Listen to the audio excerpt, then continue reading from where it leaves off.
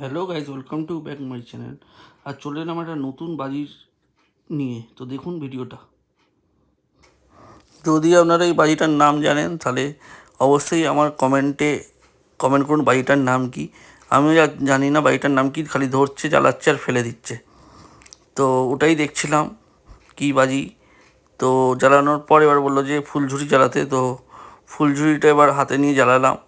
তো ফুলঝুরিটা কালারফুলই ছিল আর দেখতেও খুব সুন্দর লাগছিল ফুলঝুরিটা, রেড কালারের। তো এরপর আরও কী বাজি ফাটাবো সেগুলো দেখাচ্ছি, সঙ্গে থাকুন।